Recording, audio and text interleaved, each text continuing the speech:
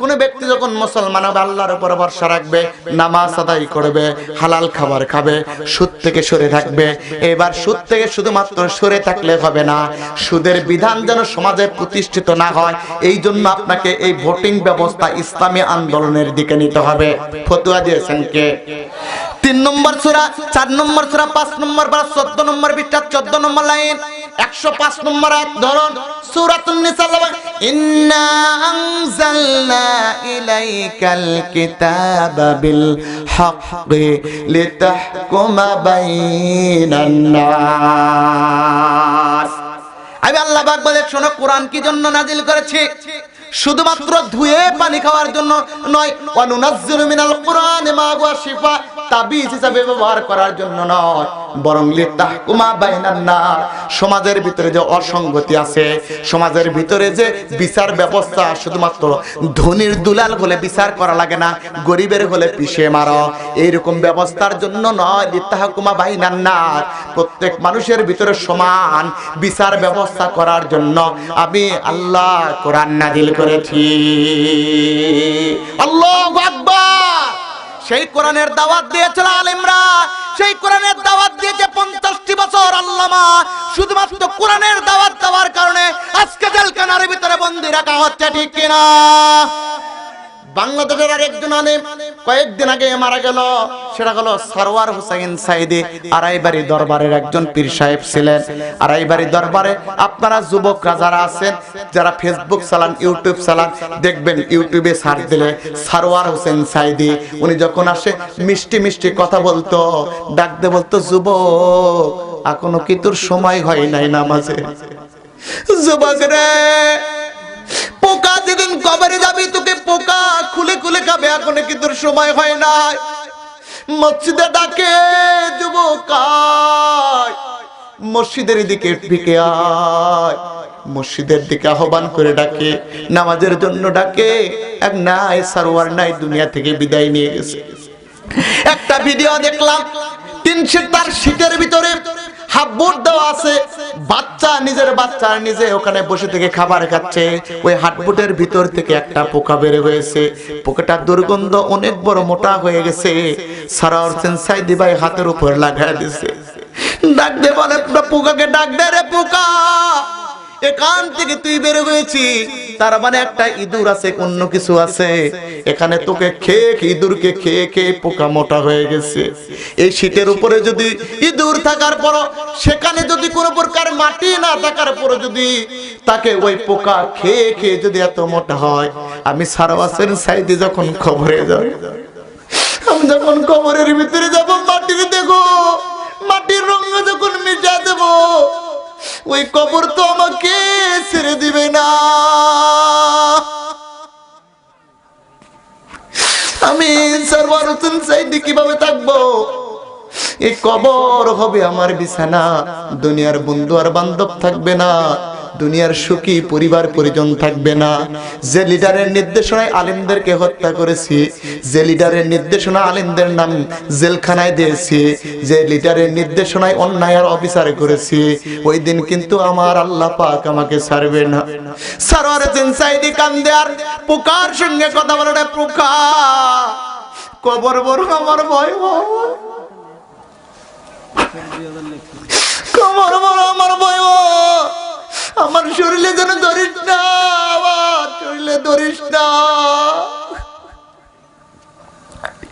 এই কবর গহীন জঙ্গলের নিচে, বাঁশের ঝাড়ের নিচে, যখন আবারও এলান হবে অমুকের অমুকের পুত্র অমুক, বাংলাদেশের অমুক একজন বড় একজন আলেম ছিল আশরাফ বিন মোবারক আলী সিদ্দিকী, আজকে দুনিয়া থেকে বিদায় গ্রহণ করেছে, দুনিয়াতে নাই। যখন এলান হয়ে যাবে, আমার বন্ধু বান্ধব আমার দিকে ছুটে যাবে।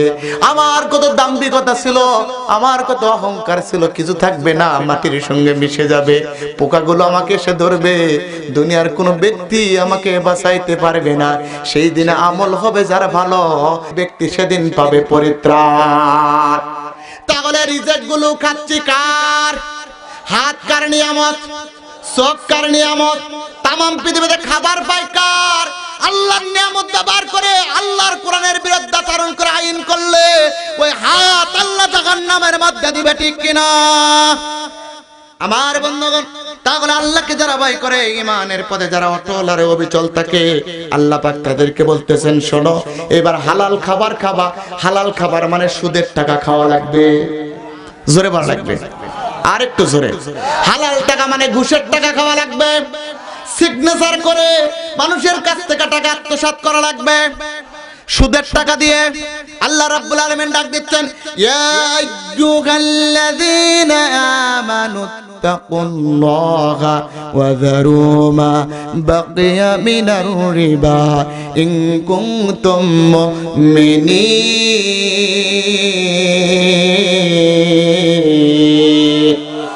আল্লাহ রাব্বুল আলামিন 6 পৃষ্ঠার ভিতরে বললেন, 2 নম্বর সূরা 2 নম্বর পারা 6 নম্বর পৃষ্ঠার ভিতরে আল্লাহ পাক জানাতে 278 নম্বর আয়াতের ভিতর সূরাটির নাম সূরাতুল বাকারা। আল্লাহ পাক বলে, ঈমানদার হবে যারা, আল্লাহকে ভয় করবে তারা, ঈমানদার হবে যারা, সুদের বকেয়া ছেড়ে দিবে তারা। এখানে সুদখোর আছে না নাই? হাত তোলেন তো দেখি, হাত তোলেন দেখি। একজন যদি এই মানুষজনের ভিতরে আপনার সুদের টাকার আপনি সুদ খান, হাত তুলতে কষ্ট হয়, কিয়ামতের ময়দানে লক্ষ লক্ষ কোটি কোটি মানুষ, আপনি কেমনে হাত তুলবেন?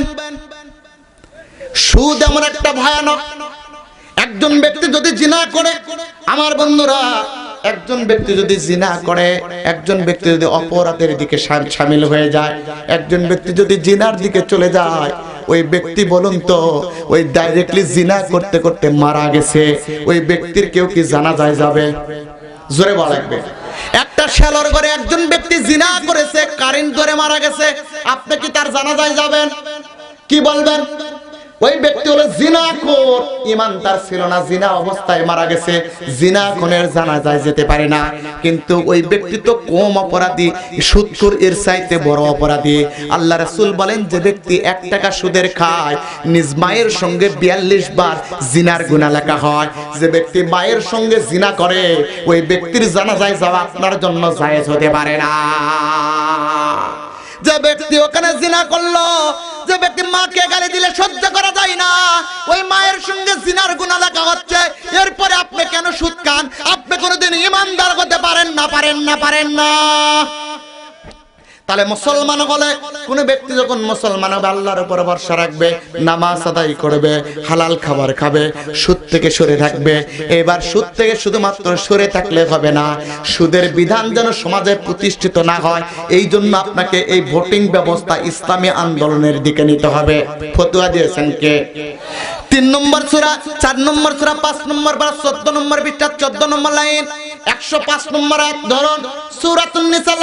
ইন্না আনজালনা ইলাইকাল কিতাবা বিল হাক্কি লিতাহকুমা বাইনান নাস। আমি আল্লাহ পাক বলে, শোনো, কোরআন কি জন্য নাজিল করেছি? শুধুমাত্র ধুয়ে পানি খাওয়ার জন্য নয়, ওয়া নুনাজ্জিলু মিনাল কুরআনি মা হুয়া শিফা, তাবিজ হিসেবে ব্যবহার করার জন্য নয়, বরং লিতাহকুমা বাইনান নাস। সমাজের ভিতরে যে অসঙ্গতি আছে, সমাজের ভিতরে যে বিচার ব্যবস্থা, শুধুমাত্র ধনীর দুলাল হলে বিচার করা লাগে না, গরিবের হলে পিষে মারো, এইরকম ব্যবস্থার জন্য নয়, লিতাহকুমা বাইনান নাস। প্রত্যেক মানুষের ভিতরে সমান বিচার ব্যবস্থা করার জন্য আমি আল্লাহ কোরআন নাজিল করেছি। আল্লাহু আকবার।